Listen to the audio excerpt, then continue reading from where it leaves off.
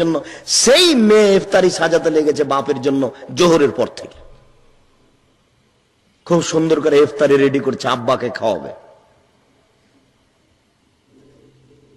তাহলে বাপের কথা মেয়ে মানে? মা বলে, এই খালেদা ঘরটা ঠিক করো তো, করে। থালা বাটি গুলো একটু পরিষ্কার করো তো, করে। তাহলে মেয়ে মায়ের কথা শুনে মানে। এখানে মানে না কেন? এখানে মা বলে না, মাই তো ছোট ব্লাউজ পরে আছে, অর্ধনগ্ন হয়ে আছে, তাহলে মা মেয়েকে বলবে কি করে? মাঝে মেয়েকে বলবে তো বলারই তো তার কাছে পরিবেশ নেই। যার জন্য তো এই কথাটা একেবারেই ঠিক যে মেয়ে খারাপ নয়, মা খারাপ। মা যেমন বেটি তেমন, বাপ যেমন বেটা তেমন। অনুরোধ করেছি আপনারা আমাদের কথা রক্ষা করুন। আপনার স্ত্রী সালোয়ার কামিজ মেক্সি চাদর পরবে, এটাই ঠিক।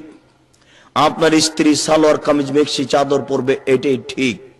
আপনার স্ত্রী যদি সালোয়ার কামিজ মেক্সি চাদর না পরে, শাড়ি তাকে 2 ছাটের ব্লাউজ পরতে হবে জরুরি ভিত্তিতে। 2 ছাটের ব্লাউজ মানে যার হাত হবে কবজি পর্যন্ত, নিচের দিক কোমরের নিচে চলে যাবে। 1 থেকে 1.5 গজ কাপড়ের ব্লাউজ তৈরি করতে হবে। ছোট ব্লাউজ আমরা হারাম বলিনি। যে বাড়িতে তার দেবর থাকে না, ভাসুর থাকে না, গ্রামবাসী যায় না, সেই বাড়িতেও ছোট ব্লাউজ পরে থাকতে পারে, ব্রেসিয়ার পরে থাকতে পারে, ওই এমনিতেই থাকতে পারে, সেটা তার স্বামীর ব্যাপার। কিন্তু এই স্বাভাবিক বাড়িতে ছোট ব্লাউজ পরে থাকতে পারে না। দেখুন, তাহাজ্জুদ পড়ে লাভ হবে না। 3 শ্রেণীর মানুষ জান্নাতে যাবে না, তার 1 শ্রেণীর মানুষ যার বাড়িতে বেহায়াই আছে।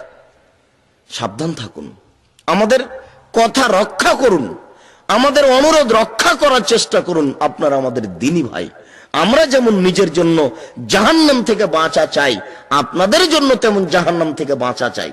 আমরা যেমন নিজের জন্য জান্নাত পাওয়া চাই, আপনাদের জন্য তেমন জান্নাত পাওয়া চাই। এই মাইকের আওয়াজ যত দূর পর্যন্ত যাচ্ছে, সকল মুসলিম বোনকে বিনীত অনুরোধ করে বলছি, আপনারা অযথা জনগণকে পাপী করিয়ে নিজে জাহান্নামে যায়েন না, আর জনগণকে জাহান্নামের দিকে টেনে নিয়ে যায়েন না। আপনাদের ভিতরে একটু লজ্জাবোধ থাকা উচিত। আমরা আন্তরিকভাবে আপনাদের দ্বীনি ভাই হিসেবে অনুরোধ করে বলছি, আপনারা লজ্জাবোধ করুন। আপনারা সালোয়ার কামিজ মেক্সি চাদর পরুন, নইলে শাড়ি পরলে বড় 2 ছাটের ব্লাউজ পরার চেষ্টা করুন। অযথা জরুরি প্রয়োজন ছাড়া বাড়ি ত্যাগ করবেন না। জরুরি প্রয়োজন ছাড়া আত্মীয় স্বজনের বাড়ি, খালা ফুফুর বাড়ি যাবেন না। আর আপনাদেরকে আল্লাহর নবী কঠোরভাবে নিষেধ করেছেন, স্ত্রীকে মারিও না, স্ত্রীকে গালি দিও না, স্ত্রীকে নিন্দা করো না, আর নিজের বাড়ি ছাড়া স্ত্রীকে কোথাও যেতে দিও না। বিবাহের পরে বাপের বাড়িতে 7 দিন থাকতে দেবেন না। বিবাহ করেছেন, বাপের বাড়িতে যদি আপনার স্ত্রী যেতে চায়, আপনিও যান।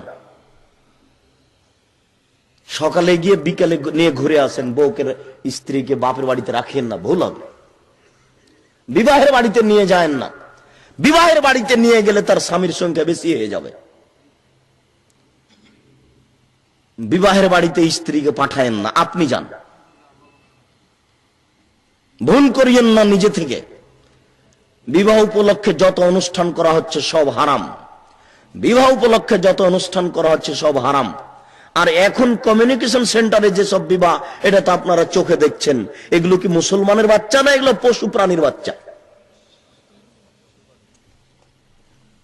মনে কিছু নিয়েন না, কষ্ট নিয়েন না। আপনি দ্বীনি ভাই, আমি আপনার একটা দ্বীনি ভাই।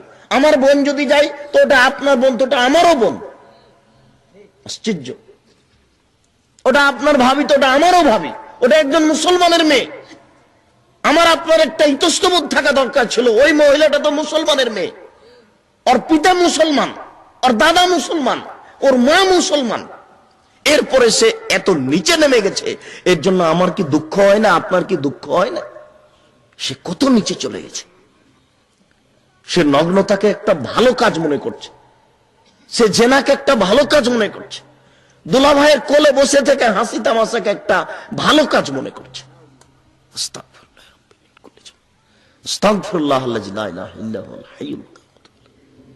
এর জন্য আপনাদের দায়ী হতে হবে। হে উপস্থিত বৈঠকের দিনই মুসলিম ভাই ও বোন, নিজের বিষয়টি সতর্ক হয়ে সাবধান হয়ে সংশোধন করার চেষ্টা করুন। হাত থেকে ঢেল ছুটে গেলে যেমন ঢেল ধরা যায় না, শ্বাস বন্ধ হয়ে গেলে তেমন এই পাপকে ঠেকানো যাবে না।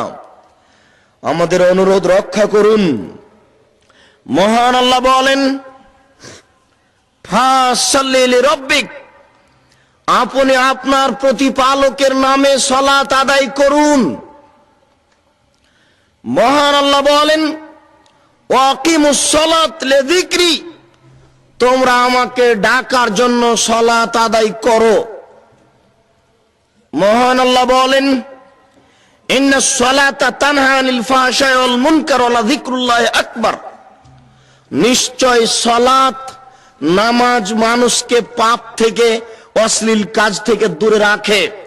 ওয়া লাযিকরুল্লাহি আকবার, আর সালাত হচ্ছে আল্লাহকে ডাকার সবচেয়ে বড় মাধ্যম। যত মাধ্যম দিয়ে আল্লাহকে ডাকা যায় সালাত